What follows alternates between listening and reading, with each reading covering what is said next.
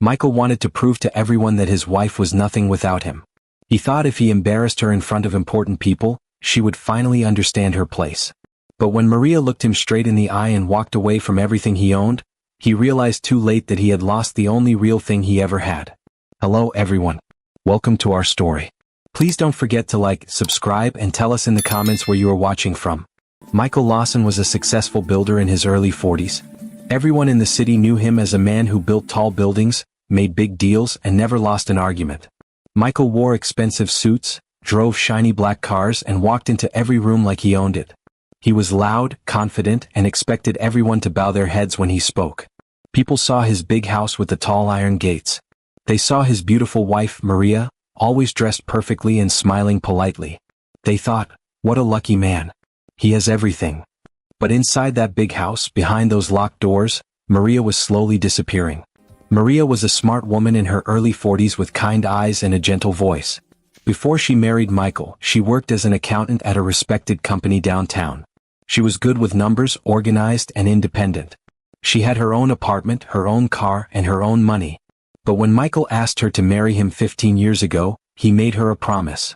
Quit your job, he had said, holding her hands. Let me take care of you. Focus on our home and our future children.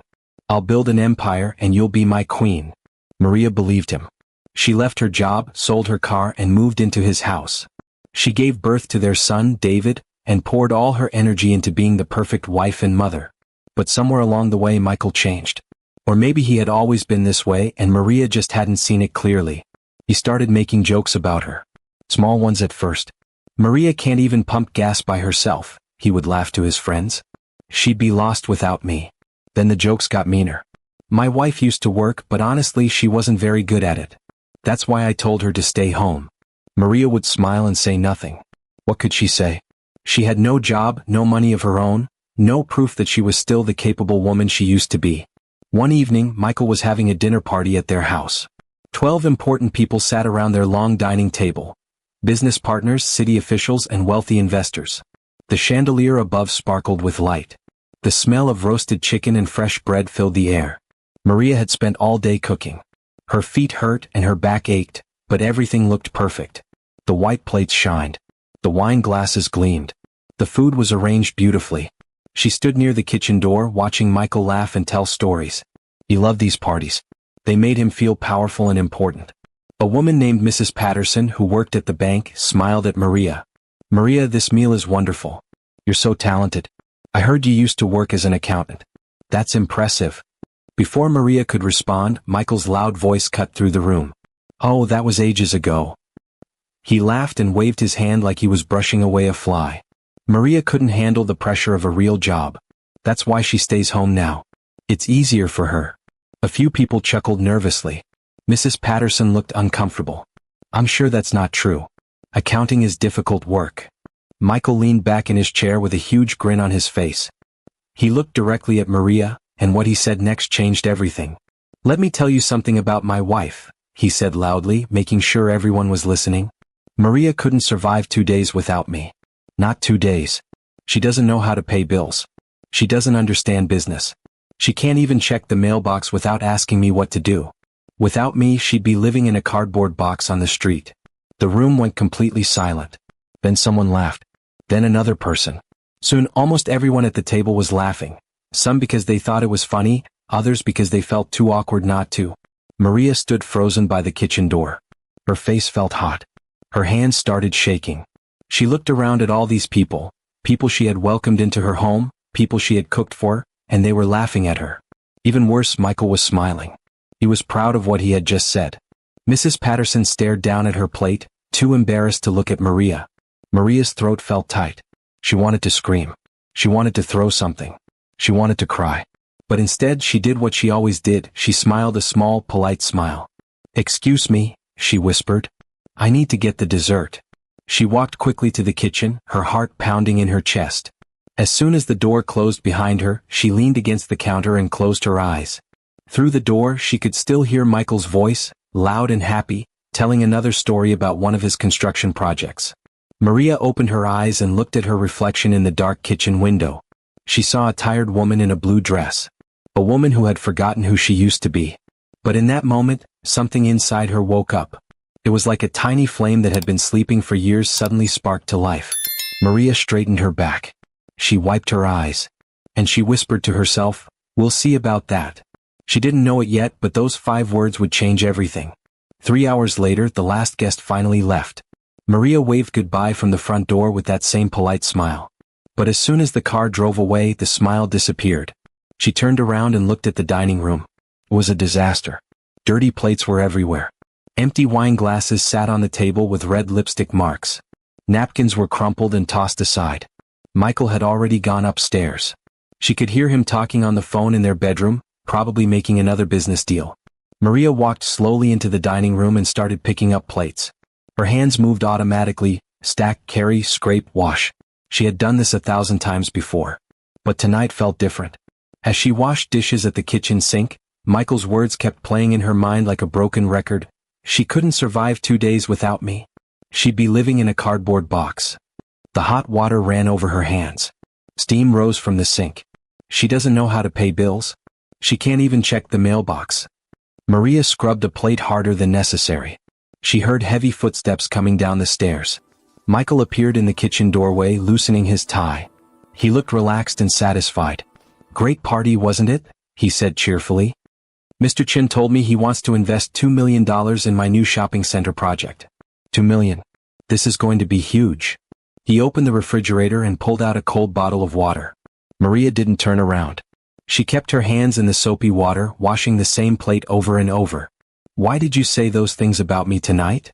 Her voice was so quiet he almost didn't hear her. "What things?" Michael twisted the cap off his water bottle and took a long drink. Maria turned off the water and slowly turned to face him. "You told everyone I couldn't survive without you. You said I'd be living in a cardboard box. You made everyone laugh at me." Michael rolled his eyes. "Oh, come on, Maria. I was just joking around. Everyone was having a good time. Don't be so sensitive. It wasn't funny to me." "Well, maybe you need to lighten up," Michael said, his voice getting sharper. "You know what? I'm tired of you being so serious all the time. I work 14 hours a day to pay for this house, your clothes, David's expensive school. Do you think money just falls from the sky?" "I never said." "You don't have to say it." Michael slammed his water bottle on the counter. "Your attitude says it all. You walk around here with that sad face like you're doing me a favor by living in my house and spending my money." Maria's hands clenched into fists at her sides. "This is supposed to be our house, Michael. Our money. Our family." Michael laughed, a cold, mean laugh. "Our money? You haven't earned $1 in 15 years. Every single thing you have, I gave you. That dress you're wearing? I bought it. The food in this kitchen? I paid for it. Even the air conditioning keeping you cool right now, I pay that bill every month." He stepped closer to her, his voice dropping low and dangerous. "You want to know the truth, Maria? You're useless without me. You gave up your little job all those years ago and now you're stuck. You have no skills anymore. No company would hire you. You're too old, too out of practice, and too dependent.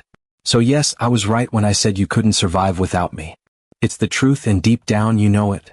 Maria felt tears building behind her eyes, but she refused to let them fall. She wouldn't give him that satisfaction. Michael grabbed his water bottle and walked toward the stairs. At the bottom step he turned back and pointed at her. "You should be thanking me, Maria. I gave you a good life. The least you can do is stop being so ungrateful." He walked upstairs and a few seconds later she heard their bedroom door slam shut. Maria stood alone in the kitchen. The only sound was the quiet hum of the refrigerator and the drip, drip, drip of water from the faucet. She walked back to the sink and looked at her reflection in the dark window above it. This time she really looked. She studied the woman staring back at her.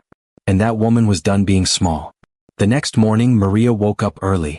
Michael was still sleeping, snoring loudly like he always did. She looked at him for a moment.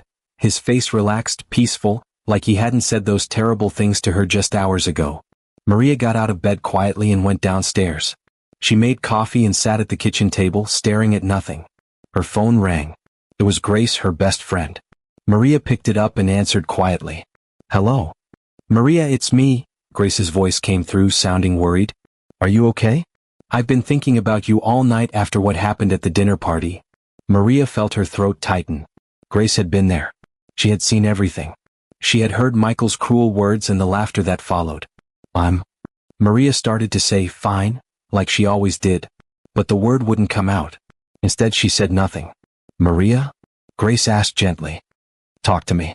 You don't have to pretend with me." Maria walked out of the kitchen and into the small laundry room, closing the door behind her. She didn't want Michael to hear this conversation. "It wasn't funny, Grace," Maria whispered. Everyone was laughing, but it wasn't funny at all. "I know, honey," Grace said. "What he said was cruel. I wanted to say something, but I'm sorry. I should have spoken up."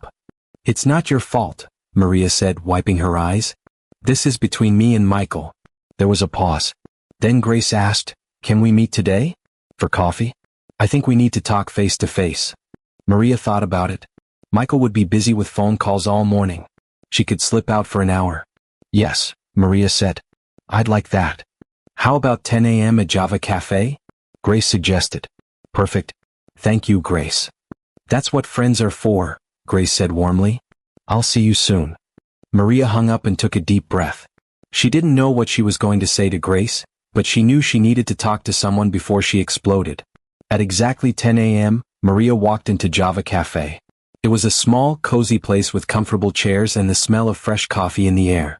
Grace was already there, sitting at a corner table with 2 cups of coffee waiting. Grace stood up and hugged Maria tightly. "I'm so glad you called," she said. They sat down, and for a moment, neither of them said anything. Maria wrapped her hands around the warm coffee cup and stared into it. "He's done this before, hasn't he?" Grace asked gently. "Last night wasn't the first time." Maria nodded slowly. "It's gotten worse over the years. At first, it was just little comments here and there. Then it became jokes in front of friends. Now," her voice cracked. "Now he says these things like they're facts. Like I really am useless." Grace reached across the table and held Maria's hand. "Listen to me, Maria. You are not useless. You are one of the smartest people I know. Do you remember when we worked together at Bradley & Sons? You could solve accounting problems that made everyone else's head spin. You were brilliant. That was 15 years ago, Grace. I don't even know if I remember how to do that work anymore." "Of course you do," Grace said firmly. "It's like riding a bicycle. Once you learn, you never really forget. Your brain is still sharp, Maria. You just need to start using it again." Maria looked up at her friend. "Even if that's true, what am I supposed to do? I have no money of my own. Michael controls everything, the bank accounts, the credit cards, everything. I can't even buy groceries without using his money." Grace leaned forward. "Then we start small. Let me help you update your resume. We'll look for remote accounting jobs, something you can do from home while David is at school. You don't have to tell Michael right away. Just start building your independence one step at a time." Maria felt something flutter in her chest. It felt like hope, but also like fear. What if I fail? What if Michael was right and I really can't do this anymore? "Then you try again," Grace said simply. "But I don't think you'll fail. I think you're going to surprise yourself." Maria took a sip of her coffee. It was warm and sweet, and for the first time in a long time she felt like maybe, just maybe, there was a way forward. "Okay," she whispered. "Let's do it." Grace smiled. "That's my girl. We'll start this weekend. Bring your old work files if you still have them. We'll work on your resume together." That Saturday, while Michael was at a construction site, Maria went to Grace's apartment. Grace lived in a small but cheerful place downtown with plants on the windowsills and colorful paintings on the walls. They sat at Grace's dining table with Maria's old laptop open in front of them. "Okay," Grace said, opening a blank document. "Let's start with your education and work experience." For the next 3 hours they worked. Maria was surprised by how much she remembered. As she talked about her old job, the clients she'd helped, the projects she'd managed, the problems she'd solved, she felt like she was remembering a different version of herself. A stronger version. "You have excellent experience," Grace said, typing quickly. "Any company would be lucky to have you. But there's a 15-year gap," Maria said worriedly. "Won't that look bad?" "Not if we explain it correctly," Grace said. She typed, 2009 to 2024, full-time homemaker and family manager. Managed household finances, coordinated schedules, and maintained organizational systems. "See," Grace said. "You didn't stop working. You just changed jobs. Being a mother and running a household takes skill, organization, and dedication." Maria smiled. She had never thought of it that way before. By the end of the afternoon, Maria had a complete resume. It was professional, clear, and honest. Looking at it on the screen, Maria felt a tiny spark of pride. "Now," Grace said, Let's start looking for jobs. They spent another hour searching online for remote accounting positions. Grace helped Maria create accounts on job websites and showed her how to apply. Start with 3 applications this week, Grace advised. Don't overwhelm yourself. Just take it one step at a time. When Maria left Grace's apartment that evening, she had her updated resume saved on a USB drive hidden in her purse. It felt like carrying a secret weapon. 2 weeks later, something amazing happened. A small accounting firm called Riverside Financial Services sent Maria an email. Subject: Interview request. Maria's hands shook as she read it. They wanted to interview her for a part-time remote position. The pay wasn't huge, $20 an hour, but it was a start. She scheduled the interview for a Tuesday morning when Michael would be at work and David would be at school. The night before the interview, Maria could barely sleep. She kept thinking, what if I mess up? What if I can't answer their questions? What if Michael finds out? But when Tuesday morning came, Maria got dressed in a nice blouse, set up her laptop at the dining room table, and joined the video call right on time. The interviewer was a kind woman named Helen who owned the company. She asked Maria about her experience, her skills, and why she wanted to return to work. Maria was honest. I took time off to raise my son, but now I'm ready to use my skills again. I'm organized, reliable, and I love working with numbers. Helen smiled. Well, Maria, I think you'd be a great fit for our team. The position is 15 hours a week, 3 hours a day, 5 days a week. You can work from home and set your own schedule as long as you meet deadlines. Does that interest you? Maria's heart was racing. Yes, it does. Wonderful, Helen said. I'd like to offer you the position. Can you start next Monday? Maria felt tears of joy in her eyes. Yes, thank you so much. When the video call ended, Maria sat at the table in complete silence. Then she did something she hadn't done in years. She laughed out loud, a real, genuine laugh of happiness. She had a job. She was going to earn her own money again. That afternoon, Maria did something brave. She walked to the bank downtown, not the bank where Michael kept their joint accounts, but a completely different bank across town. She walked up to a desk where a young woman sat with a friendly smile. Hello, Maria said nervously. I'd like to open a savings account, please. Of course, the woman said. I'll just need your ID and some basic information. 30 minutes later, Maria walked out of the bank with her own account, an account that only she knew about. She had deposited $50 that she'd saved from grocery money over the past few weeks. It wasn't much, but it was hers. She held the bank card in her hand and looked at it. Her name was printed on it, Maria Lawson. Not Mrs. Michael Lawson. Not Michael's wife. Just Maria. She slipped the card into a hidden pocket in her purse and walked home with her head held a little higher than before. Over the next few weeks, Maria settled into her new routine. Every morning after Michael left for work and David left for school, she would sit at her laptop and work for 3 hours. At first it was hard. Her fingers felt clumsy on the keyboard and she had to relearn some of the accounting software. But slowly, day by day, it got easier. And something else happened too. Maria started to feel alive again. She loved the feeling of solving problems, of helping clients, of doing something that mattered. Every Friday, when her paycheck was deposited into her secret bank account, she felt a rush of pride. By the end of the first month, she had saved $300. By the end of the second month, $600. It wasn't a fortune, but it was growing. Every deposit felt like a tiny act of rebellion. Every dollar said, I can do this. I'm not useless. But as Maria grew stronger, Michael grew suspicious. He noticed little things. Maria seemed distracted sometimes. She was less interested in his stories about work. She didn't seem as worried about pleasing him anymore. One evening at dinner, Michael watched Maria carefully. She was eating quietly, her mind somewhere else. You've been acting strange lately, he said suddenly. Maria looked up. What do you mean? I don't know. Different. Distant. His eyes narrowed. Is something going on? Maria's heart started beating faster, but she kept her face calm. Nothing's going on. I'm just tired.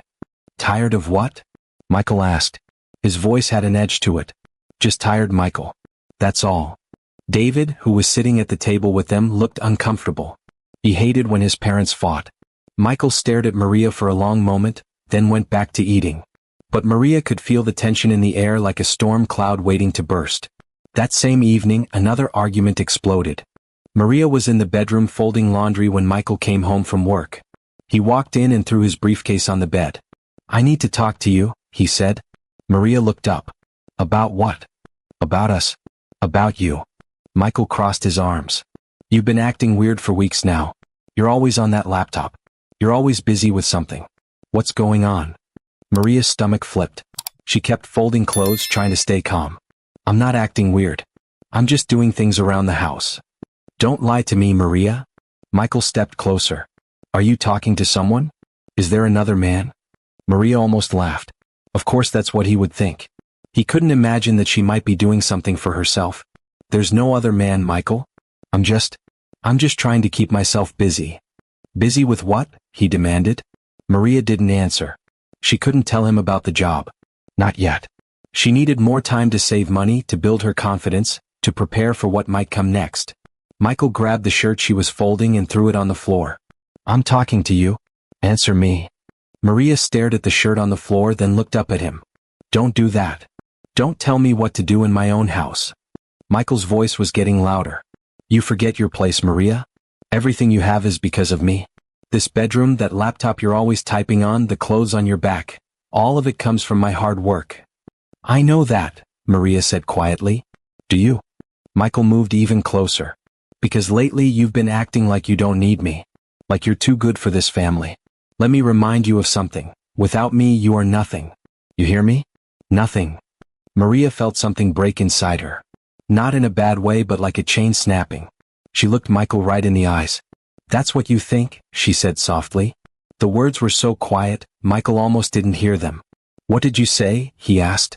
Maria picked up the shirt from the floor and folded it calmly. I said that's what you think.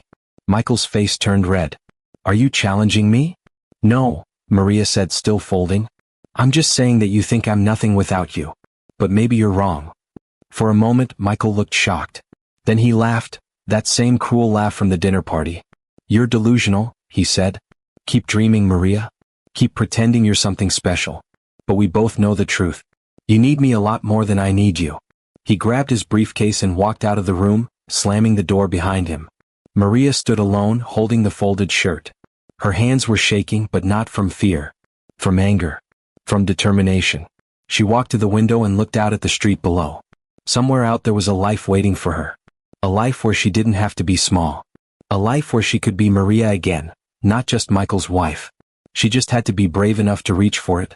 3 weeks later, Maria was working at her laptop in the dining room.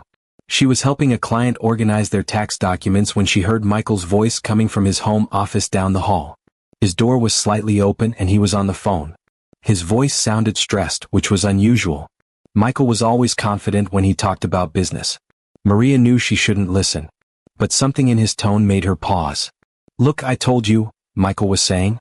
The payment will be there by Friday. I just need a few more days to move money around. Silence. No, the city doesn't know about that. The invoice says 70,000, but the actual cost was only 40. The difference goes to our account, just like always. Maria's hands froze on her keyboard. Listen, Michael continued, his voice dropping lower. We've been doing this for 3 years. It's fine. Nobody checks these things. The city inspector is already paid off. Just relax and trust the system. Maria felt her heart pounding. She closed her laptop quietly and moved closer to Michael's office, staying out of sight. I've got 5 projects running right now, Michael said. Each one has padded numbers. By the end of the year we'll have skimmed at least $500,000. Maybe more. $500,000. Maria's mind was racing. Michael was stealing money. He was lying on official documents, cheating the city, and paying bribes to inspectors. Yeah, Michael laughed. My wife doesn't know anything. She thinks I'm just a regular contractor. She has no idea how the real money gets made. Maria backed away from the door slowly, her heart pounding so hard she thought Michael might hear it. She went back to the dining room, sat down, and stared at her laptop screen without seeing it. Michael wasn't just mean. He was a criminal. And suddenly Maria realized something important. She had information. Information that could change everything. For the next 2 days, Maria acted completely normal. She cooked dinner, smiled when she was supposed to smile, and didn't say a word about what she had heard. But inside, her mind was working.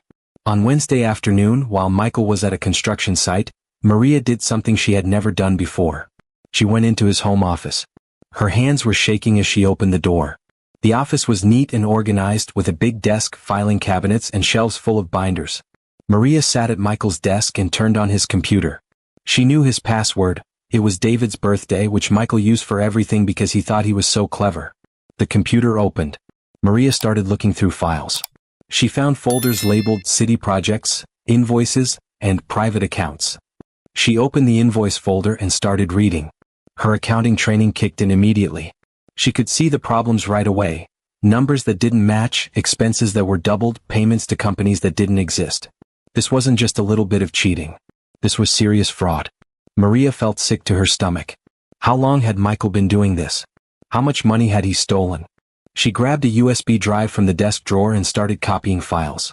She copied everything: invoices, contracts, emails, bank statements. She didn't know exactly what she would do with this information yet, but she knew she needed proof. The copying took 20 minutes.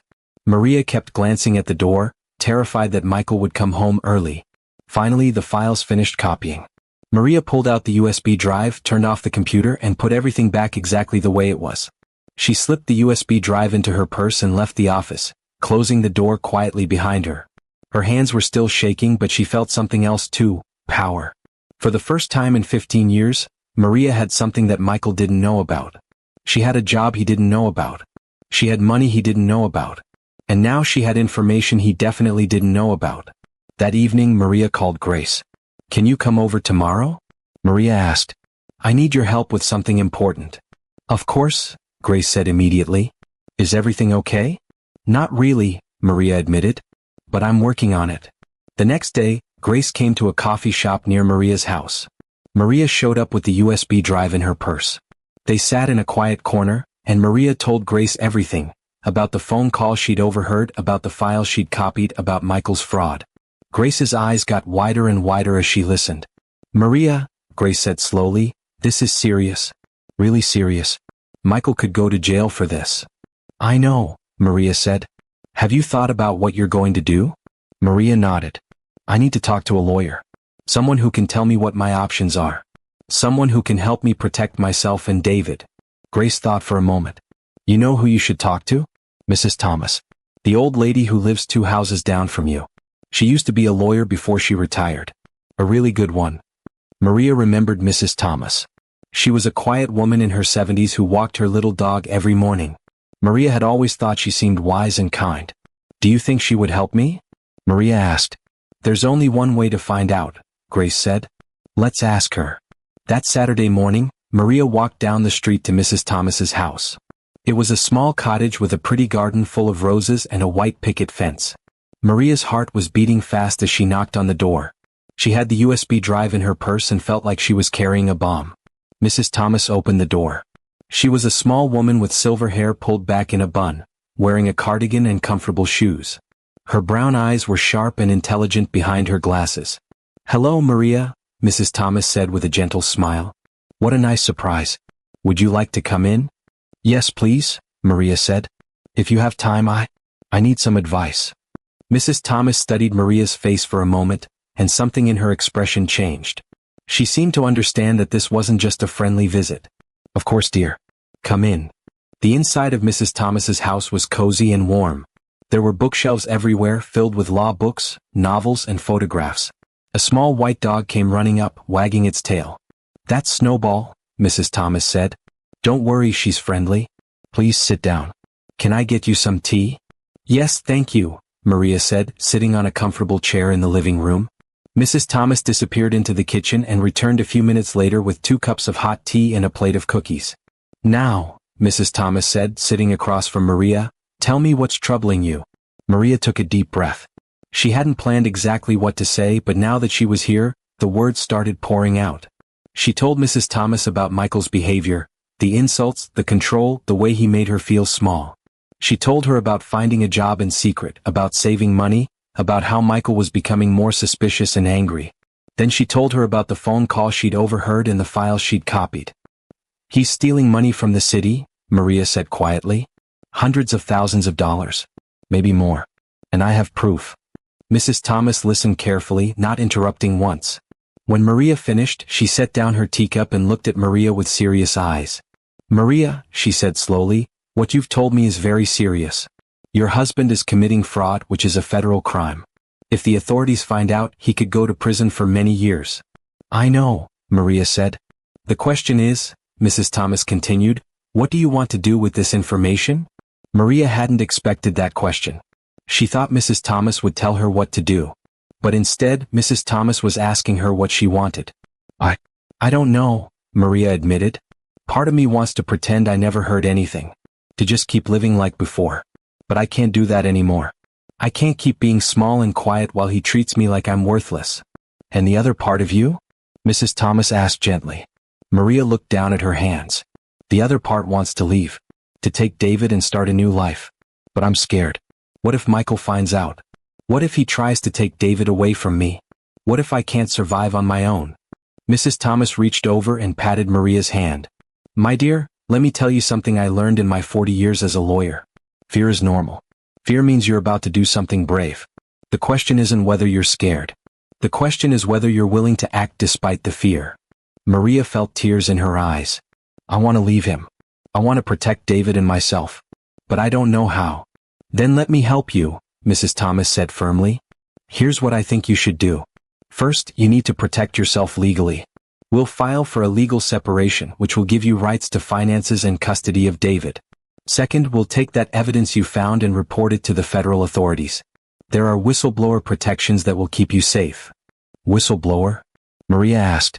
It means someone who reports a crime, Mrs. Thomas explained. If you report Michael's fraud to the government, they'll investigate him. And because you're reporting it, the law protects you. Michael won't be able to hurt you or take revenge. Maria's mind was spinning. But if I do this, Michael will lose everything. His business, his reputation, his freedom. Yes, Mrs. Thomas said calmly. He will. But Maria, he didn't lose it because of you. He lost it because of his own choices. He chose to steal. He chose to break the law. He chose to treat you cruelly. You're not doing this to him. You're doing this for yourself and your son. Maria sat quietly for a long moment, thinking. Then she looked up at Mrs. Thomas. Will you help me? She asked. Mrs. Thomas smiled. I thought you'd never ask. We'll start first thing Monday morning. Over the next 2 weeks, Maria and Mrs. Thomas worked together in secret. Mrs. Thomas helped Maria organize all the evidence from the USB drive. They made copies of everything and put them in a safe deposit box at the bank. Mrs. Thomas also helped Maria prepare legal documents for separation. She explained that once Maria filed these papers, the law would protect her and David. Michael wouldn't be able to kick them out of the house or cut off their money. The most important thing, Mrs. Thomas said, is timing. You need to have everything ready before Michael knows what's happening. Once he realizes you're leaving, he'll try to stop you. So we need to be smart and quick. Maria nodded. She was learning to think like a chess player, planning 3 moves ahead. During this time, Maria kept acting normal at home. She cooked dinner, cleaned the house, and pretended everything was fine. But inside, she was preparing for the biggest move of her life. Her secret savings account now had almost $2,000. It wasn't much, but it was enough to rent a small apartment if she needed to. Grace had also found Maria a better job, full-time remote work at a bigger accounting company, paying $35 an hour. Maria had gone through the interview process and gotten the job. She would start in 3 weeks. Everything was falling into place. But there was still one more piece of the puzzle. One evening at dinner, Michael made an announcement. I have to go on a business trip next week, he said, cutting into his steak. 3 days in Chicago. Big meeting with investors. Maria looked up. When? Tuesday through Thursday, Michael said. I'll leave early Tuesday morning and be back Thursday night. David looked disappointed. But Dad, I have my basketball game on Wednesday. Sorry, champ, Michael said, not sounding sorry at all. This meeting is too important to miss. Your mom can take you to the game. Maria kept her face neutral, but her heart was racing. 3 days. Michael would be gone for 3 days. That night, after Michael went to bed, Maria texted Grace. He's leaving Tuesday for 3 days. This is it. Grace responded immediately. I'm ready. Mrs. Thomas? Maria texted Mrs. Thomas. Michael will be out of town Tuesday through Thursday. Can we move forward with the plan? Mrs. Thomas replied. Yes. Come see me tomorrow morning. We have work to do. Maria put her phone down and took a deep breath. She walked to the window and looked out at the dark street. In 4 days, her entire life would change. She was terrified. But she was also ready. Monday morning came. Michael left for work like usual, whistling and checking his phone. David went to school. Anne Maria walked down the street to Mrs. Thomas's house. This time, Grace was already there, waiting in the living room. "Okay," Mrs. Thomas said, spreading papers across her coffee table. "Here's what's going to happen. Tomorrow morning, as soon as Michael leaves for the airport, we put everything in motion." She pointed to different documents. "First, Maria, you'll go to the courthouse and file these separation papers. The moment you file them, you're legally protected. Then we'll send Michael's fraud evidence to the Federal Bureau of Investigation. I have a contact there who will make sure it gets to the right people immediately." "What about David?" Maria asked. "I need to get him out of that house before Michael comes back." "Grace has offered to let you both stay with her," Mrs. Thomas said. "On Tuesday afternoon, while Michael is on his plane to Chicago, you'll pack essential items. Clothes, documents, important belongings. Nothing heavy. Just what you need. Grace will pick you and David up after school, and you'll go straight to her apartment." Grace squeezed Maria's hand. "I've already set up the guest room. You and David can stay as long as you need." Maria felt tears in her eyes. "I don't know how to thank you both." "You don't need to thank us," Mrs. Thomas said firmly. "Women need to help each other. That's how we survive." She handed Maria a folder. "Inside here is everything you need. The separation papers, instructions for the courthouse, addresses, phone numbers. Tomorrow morning at 9 o'clock you'll walk into that courthouse. By 9:30 your new life begins." Maria held the folder in her hands. It felt heavy, like it contained her entire future. "One more thing," Mrs. Thomas said. "When Michael comes home on Thursday and finds you gone, he's going to be angry. Very angry. Don't answer his calls. Don't respond to his texts. Don't let him manipulate you into coming back. Can you promise me that?" Maria thought about all the years of insults, all the times Michael had made her feel worthless, all the nights she'd cried alone in the bathroom. "I promise," she said. Tuesday morning arrived. Maria woke up at 5:30, even though her alarm wasn't set until 6. She couldn't sleep. Today was the day. She got out of bed quietly and looked at Michael. He was still sleeping, his face peaceful and relaxed. In a few hours he would be on a plane to Chicago. And by the time he came back, everything would be different. Maria went downstairs and made coffee. Her hands were shaking as she poured the cup. She kept thinking, what if something goes wrong? What if Michael changes his mind about the trip? What if I lose my nerve? But then she remembered Mrs. Thomas's words. Fear means you're about to do something brave. At 6:30, Michael came downstairs with his suitcase. He was dressed in an expensive suit and looked excited about his trip. "I'll be back Thursday evening," he said, gulping down some coffee. "Don't wait up for me. The flight gets in late." "Okay," Maria said calmly. "Have a safe trip." Michael grabbed his suitcase and walked toward the door. Then he stopped and turned around. For a moment, Maria's heart stopped. Did he know? Had he figured it out? But Michael just said, "Make sure David does his homework. He's been slacking off lately." "I will," Maria said. Michael nodded and walked out the door. A few seconds later, Maria heard his car start and drive away. She stood in the kitchen, listening to the sound of the engine fade into the distance. Then she took a deep breath and whispered, "Okay, let's do this." At 8:45, Maria pulled up to the courthouse. She was wearing a simple dress and had her folder of documents clutched in her hands. Mrs. Thomas was waiting for her at the entrance. "You're right on time," Mrs. Thomas said. "Are you ready?" Maria nodded. "Yes, I'm ready." They walked inside together. The courthouse was a big, serious building with marble floors and high ceilings. Maria felt small inside it, but Mrs. Thomas walked with confidence, like she'd done this 1,000 times before. They went to the family court office on the second floor. Mrs. Thomas helped Maria fill out the final forms and handed them to the clerk behind the desk. The clerk, a middle-aged woman with kind eyes, looked at the papers and stamped them. "These will be processed immediately," the clerk said. "You'll receive copies in the mail within 3 business days." "Thank you," Maria said. As they walked out of the courthouse, Maria felt something shift inside her. She was legally separated now. She wasn't Michael's property anymore. She was her own person. "How do you feel?" Mrs. Thomas asked. "Scared," Maria admitted. "But also, free." Mrs. Thomas smiled. "Good. Now let's take care of the second part." They went to a secure office building downtown where Mrs. Thomas's contact at the FBI worked. His name was Agent Harrison, a serious man in his 50s with gray hair and a firm handshake. Mrs. Thomas had already called ahead and explained the situation. "Mrs. Lawson," Agent Harrison said, sitting across from Maria in a small conference room. Mrs. Thomas tells me you have evidence of fraud involving government construction contracts. Maria nodded and handed him the USB drive. Everything is on here. Invoices, emails, bank records. My husband has been stealing money from city projects for at least 3 years. Agent Harrison plugged the USB drive into his computer and started looking through the files. His expression got more serious with each document he opened. After 20 minutes he looked up. This is very thorough. Very damaging. If everything here is accurate, Mr. Lawson is looking at multiple federal charges. Fraud, embezzlement, bribery, possibly money laundering. How long will the investigation take? Mrs. Thomas asked. We'll start immediately, Agent Harrison said. We'll need to verify these documents, interview witnesses, check bank records. Given the amount of evidence here, I'd say we could move to arrest within 2 to 3 weeks. Maybe sooner. He looked at Maria. Mrs. Lawson, you're doing the right thing. People like your husband steal money that's supposed to help communities, build schools, fix roads, create jobs. He's not just breaking the law. He's hurting regular people. Maria felt tears in her eyes, but she held them back. I just want to protect my son and myself. You will be protected, Agent Harrison assured her. As a whistleblower, you're covered under federal protection laws. Your husband cannot legally retaliate against you for reporting this crime. If he tries, he'll face additional charges. Maria nodded.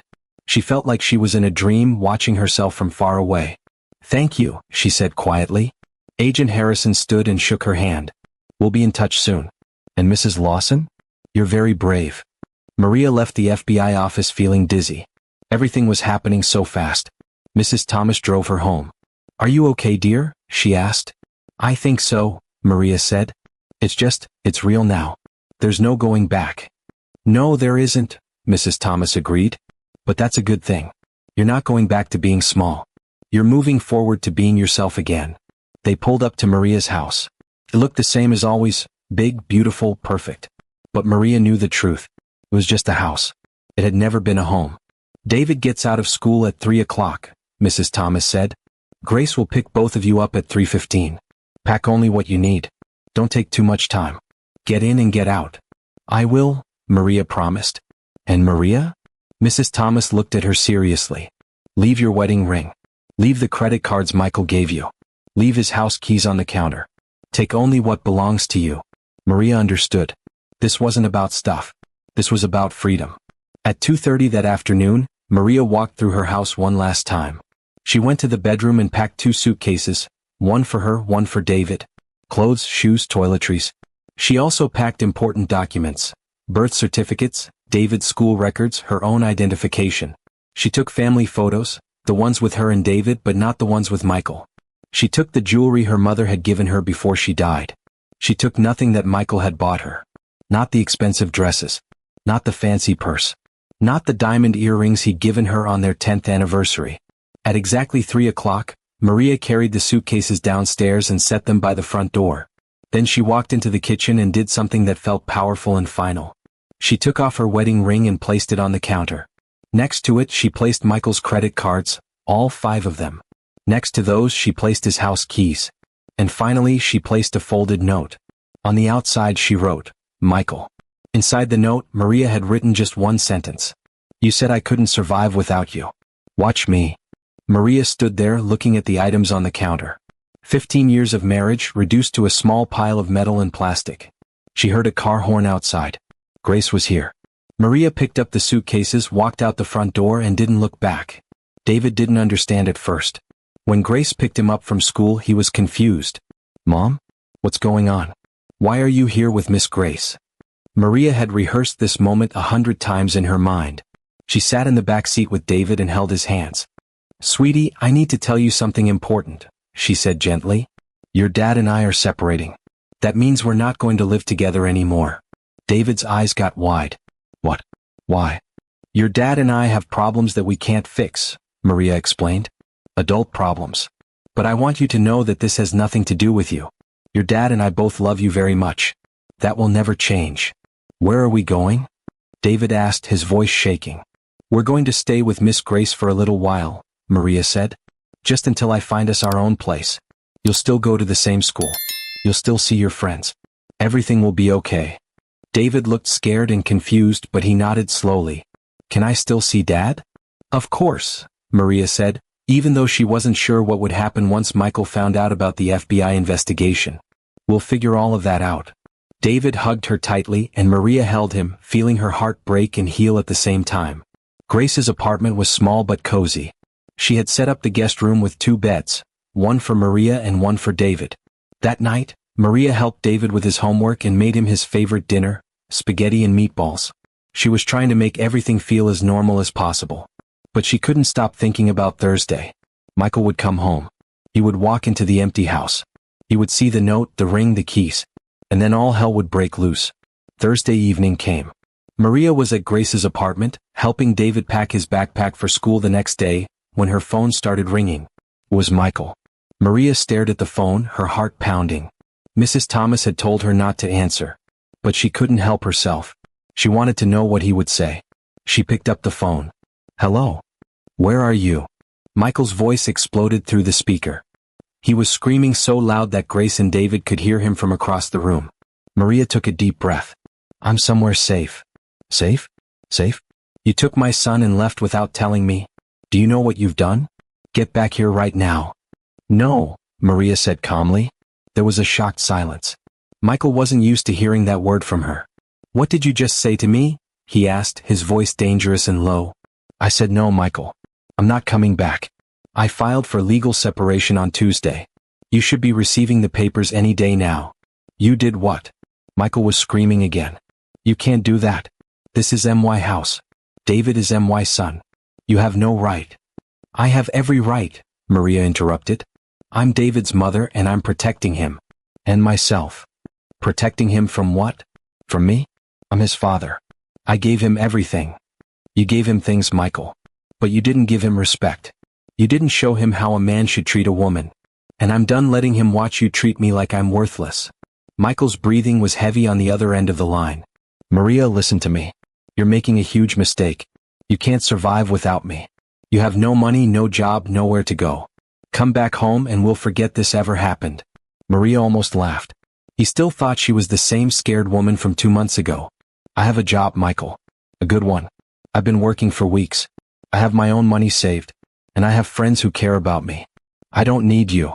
Another stunned silence. "You've been working?" Michael sounded genuinely shocked. "Behind my back?" "I was getting ready to leave," Maria said simply. "And now I have." You've been lying to me?" Michael's voice was shaking with rage. "All this time sneaking around plotting behind my back?" "I wasn't lying," Maria said. "I was protecting myself. There's a difference." "I'm coming to get you," Michael said. "Tell me where you are right now." "No. Maria," he roared. "I'm warning you." "You don't get to warn me anymore, Michael," Maria said, her voice steady and strong. "You don't get to control me. You don't get to make me feel small. That's over now." She could hear him breathing hard, trying to control his temper. "You're going to regret this," he said quietly. "You think you can just walk away from me? From everything I built? I'll make sure you get nothing. Nothing. I'll take David. I'll take the house. I'll destroy you in court." Maria felt a chill run down her spine, but she didn't let it show in her voice. "Do what you need to do, Michael. I'll see you in court." She hung up the phone. Her hands were shaking. Grace came over and hugged her. "You did it," Grace said. "You stood up to him." Maria nodded, but she felt tears rolling down her cheeks. Not sad tears. Something else. Relief tears. Freedom tears. David came over and hugged her too. "I'm proud of you, Mom," he said quietly. Maria held her son tight and cried. Over the next few days, Michael called Maria's phone 37 times. He left angry voicemails. He sent threatening text messages. He even showed up at Grace's apartment building, but Grace had warned the security guard, and they didn't let him in. Maria didn't respond to any of it. She blocked his number and focused on taking care of David and herself. But she knew the storm was just beginning. On Monday morning, exactly 6 days after Maria left, something happened that changed everything. Maria was making breakfast for David when her phone rang. It was Agent Harrison from the FBI. "Mrs. Lawson," he said, "I wanted to give you a heads up. We're executing search warrants on your husband's business and home this morning. Officers are on their way now." Maria's heart jumped. "Already?" "The evidence you provided was even worse than we thought," Agent Harrison explained. We found additional fraud, tax evasion, and bribery. We have enough to arrest him immediately.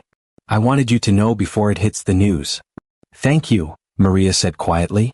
She hung up and stood in the kitchen, processing what she'd just heard. Michael was about to be arrested.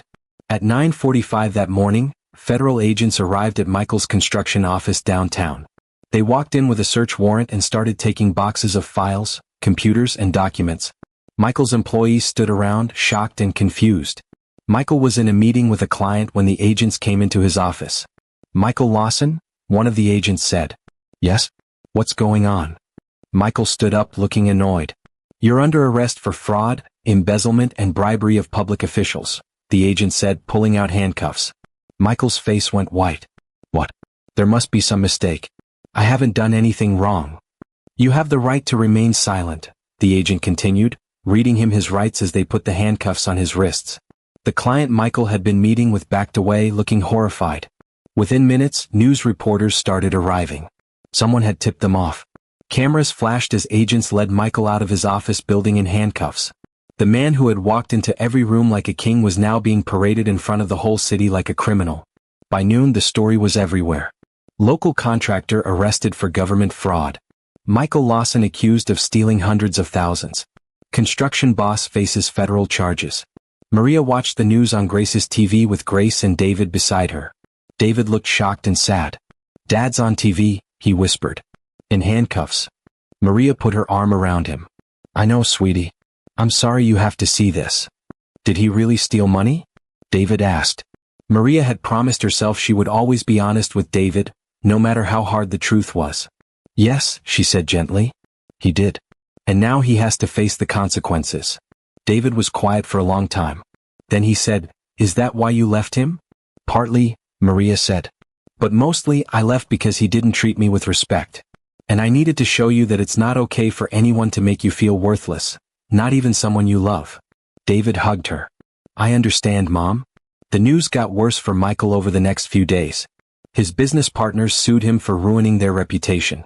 The bank froze all his accounts while they investigated his finances. His fancy lawyer told reporters that Michael was innocent, but nobody believed it. The evidence was too strong. And then, on Wednesday, something else happened. A young woman named Maya, Michael's assistant, went to the newspapers and told them that she and Michael had been having an affair for 2 years. She showed them text messages, photos, and receipts from expensive hotels. He told me he loved me, Maya said in an interview. He said he was going to leave his wife. But now that he's in trouble, he won't even return my calls. He used me. The story exploded. Now Michael wasn't just a thief. He was also a cheater. Maria watched the interview on the news. Part of her felt angry. Part of her felt sad. But mostly she felt nothing. Michael had made his own choices. And now he was paying for them. On Friday, Michael's lawyer called Maria. Mrs. Lawson, my name is Richard Stone. I'm representing your husband. He'd like to speak with you. I don't want to talk to him, Maria said. Please, the lawyer said. Just 5 minutes. He's not doing well. He needs to see you. Maria thought about it. Part of her wanted to say no and hang up. But another part of her, maybe the part that still remembered the man she'd married 15 years ago, was curious. Where is he? She asked. County jail, the lawyer said. Can you come this afternoon? Maria hesitated. Then she said, I'll think about it. She hung up and looked at Grace, who had been listening. Should I go? Maria asked. Grace shrugged. That's up to you. But if you do go, remember, you don't owe him anything. Not explanations. Not forgiveness. Nothing. Maria nodded. You're right. That afternoon, Maria found herself standing outside the county jail. She almost turned around and left 3 times. But finally she walked inside. After going through security, she was led to a small visiting room with plastic chairs and thick glass windows. On the other side of the glass sat Michael. He looked terrible. His expensive suit was gone, replaced by an orange jumpsuit. His hair was messy. His eyes were red like he'd been crying. When he saw Maria, his face crumpled. Maria sat down and picked up the phone on her side of the glass. Michael picked up his. For a moment, neither of them spoke. Then Michael said, Maria, thank God you came. I need your help. Maria just looked at him, waiting. I need you to talk to the FBI, Michael continued, his words rushing out. Tell them it was all a misunderstanding. Tell them I didn't mean to do anything wrong. Tell them. No, Maria said quietly. Michael stopped. What? I said no, Michael. I'm not going to lie for you. But Maria, I'm your husband. You took vows. For better or worse. You broke those vows a long time ago, Maria said. When you disrespected me. When you cheated on me. When you made me feel worthless in front of our friends. I'm sorry. Michael said desperately. I'm sorry for all of it. I was stupid. I was cruel. But please, Maria, you have to help me. I'll lose everything. Maria looked at this man who had once promised to take care of her, to build an empire with her, to love her. You already lost everything, Michael, she said softly. And it's not because of me. It's because of the choices you made. Michael's face twisted in anger. You did this. You reported me to the FBI. You destroyed my life. No, Maria said firmly. You destroyed your own life. I just refused to go down with you. So what? Michael shouted. You're just going to leave me here to rot? Maria stood up. I'm going to do what you always said I couldn't do. I'm going to survive. I'm going to build a good life for David and myself. And I'm going to be just fine without you. She looked at him one last time through the glass. Goodbye, Michael. She hung up the phone and walked out of the jail. Behind her, she could hear Michael shouting, but she didn't turn around. She walked out into the sunshine, took a deep breath, and felt lighter than she had in 15 years. 3 months passed. Maria's life changed in ways she never imagined. She was working full-time now at the bigger accounting firm, and she was good at it. Really good. Her boss, a woman named Janet, told her she was one of the best accountants they'd ever hired. You have a gift for finding mistakes and fixing problems, Janet said. Have you ever thought about becoming a senior accountant? Maria smiled. A few months ago she would have said, oh, I don't think I'm qualified. But now she said, yes, I'd love to talk about that. She was learning to believe in herself again. Maria and David moved out of Grace's apartment and into a small but cozy place of their own. It had 2 bedrooms, a little kitchen, and a balcony with a view of the park. It wasn't fancy like the big house had been, but it felt like home. David adjusted better than Maria expected. He visited a counselor at school who helped him talk about his feelings. He was sad about his father, but he told Maria, I like this version of you better, Mom. You smile more now. That made Maria cry happy tears. The trial happened in November. Michael's lawyer tried to make deals, but the evidence was too strong. The FBI had found even more fraud than Maria had discovered. Almost $800,000 stolen over 5 years. In the courtroom, Maria sat in the back row with Mrs. Thomas beside her. She watched as the judge read the verdict. Guilty on all counts. Michael stood there in his suit, his shoulders slumped. He looked like a shadow of the confident man he used to be. The judge sentenced him to 7 years in federal prison. As the guards led him away, Michael looked back at Maria one last time. She met his eyes but didn't look away. She wasn't afraid anymore. Outside the courthouse, reporters tried to interview Maria, but she politely said, no, thank you, and walked to her car. Mrs. Thomas walked with her. How do you feel? She asked. Maria thought about it. I feel free. Like I can finally breathe. Mrs. Thomas smiled. Good. That's exactly how you should feel. In December, Maria finalized her divorce. She stood outside the courthouse on a cold, bright morning with her divorce papers in her hand. The sky was clear blue, and the sun felt warm on her face. Grace was with her, along with Mrs. Thomas. You did it, Grace said, hugging her. You're officially free. Maria looked at the papers, the official end of 15 years of marriage. She thought she would feel sad, but instead she felt hopeful. What are you going to do now? Mrs. Thomas asked. Maria smiled. Everything I couldn't do before. 6 months after leaving Michael, Maria did something that surprised everyone, including herself. She used part of the money she'd received from the whistleblower reward, $25,000, to start a small nonprofit organization. She called it the Second Sunrise Initiative. The organization helped women who were leaving difficult or abusive marriages. It provided them with free financial counseling, help finding jobs, legal advice, a safe place to stay while they got back on their feet. Maria rented a small office downtown and hung a sign on the door. Grace volunteered to help with paperwork. Mrs. Thomas offered free legal consultations 1 day a week. The first woman who came through the door was young, maybe 25, with scared eyes and a bruised heart, not from fists but from words. I don't know if I can do this, the woman said, crying. My husband says I'm nothing without him. Maria sat down across from her and took her hands. I know exactly how you feel, Maria said gently. Someone told me the same thing once. But he was wrong. And your husband is wrong too. You are not nothing. You are strong. You are capable. And I'm going to help you prove it. The woman looked up, hope flickering in her eyes. Really? Really? Maria said. Let's start with small steps. First, we'll help you update your resume. As Maria worked with that young woman, she felt something powerful and warm in her chest. This was her purpose. This was why she'd gone through everything she'd gone through. So she could help others find their way to freedom. One Saturday afternoon, a year after leaving Michael, Maria took David to the park. They sat on a bench eating ice cream and watching kids play on the swings. David was taller now, almost 16, and starting to look like a young man. Mom, he said suddenly, can I ask you something? Of course, sweetie. Do you regret marrying Dad? Maria thought about the question carefully. It was a hard one. I don't regret it, she said slowly, because if I hadn't married him, I wouldn't have you. And you're the best thing that ever happened to me. David smiled. But, Maria continued, I do wish I had been braver sooner. I wish I hadn't waited so long to remember who I was. I spent 15 years making myself smaller so your father could feel bigger. That was a mistake. But you fixed it, David said. That's what matters, right? Maria looked at her son, her smart, kind, thoughtful son, and felt so proud. Yes, she said. That's exactly what matters.